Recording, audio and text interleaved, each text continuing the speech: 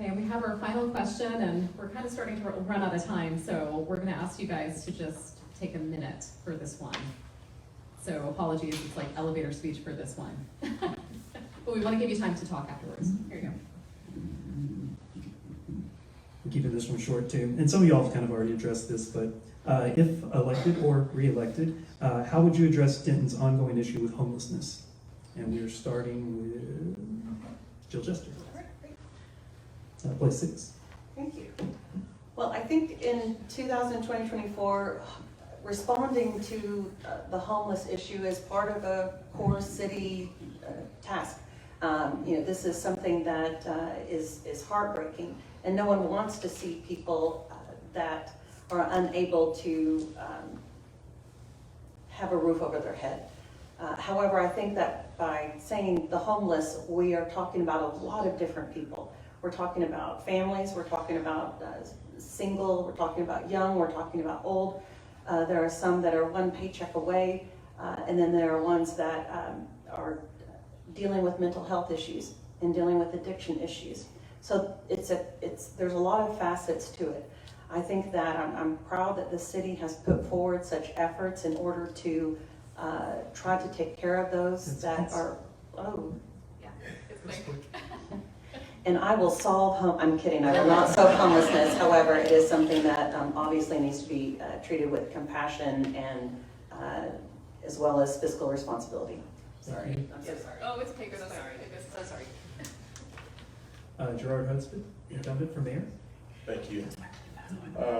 It's one of the main things I want to do is continue to work with city staff and follow their lead, but I'm also reaching out to our other cities in the area and asking them to do their fair share to help, and every community needs to step up. One, and then two, I'm on the Denton homeless leadership team. That meeting talks about Denton County, and it's another way to talk about area support. And then also just plug them into resources. If you look at the fence there at Our Daily Bread, they needed a fence there to help manage security, and so I went out to a private group in the sweat team from Denton Bible Church, and then partnered with Greg Johnson to finance the materials, and they put that fence in at no cost to them, and then just pushing volunteers to go help. So just using my access to people to solve problems and get people to step up and help. Thanks. Thank you. Lucas Wedgeworth for Mayor. So homelessness is one of the issues that I concern myself with a great deal.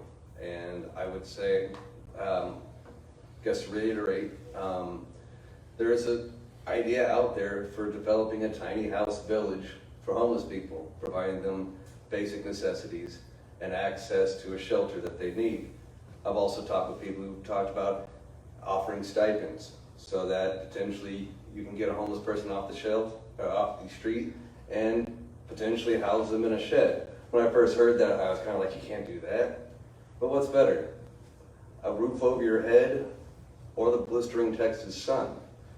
And it really struck me because we need to be focusing on options for them, not just for housing, but for mental health services. The fact of the matter is homelessness is a traumatic event. And just because you pull a person off the street doesn't mean that they just get better right away. It takes time and resources to get that person to where they are a productive member of society and they feel good about themselves again. Word time. Oh, thank you. Eric Garland for place 5. So it's definitely been mentioned that homelessness, there's not a one-size-fits-all solution for the issue that we're facing.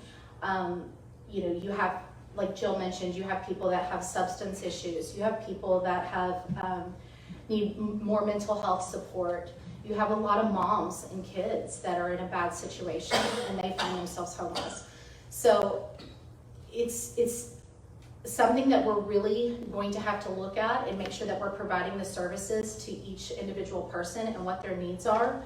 I'm really proud to live in Denton and for what all they have done so far for our homeless.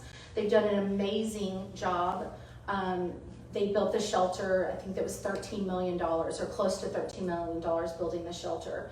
There's the other shelter that's on Loop 35 that, helps people. So I think that really we need to continue doing what we're doing, continue partnering with our nonprofits that are supporting us, That's time. and we need to Thank you. Brandon Chase McGee, incumbent for place 5. Thank you. Here's the one thing we haven't heard yet. We haven't heard anyone talk about making sure that we work with our state delegation to get more funds in Austin, right? This last session, we had a $38 billion surplus. And we know that coming to the next session, we're going to have at least a $20 billion surplus. None of that money's coming to Denton County to address problems of homelessness. I wonder why that is. That's one thing we can do. This must be an intergovernmental approach. We've got to work with the other cities in the county to make sure that they understand the needs of the city of Denton and they are contributing.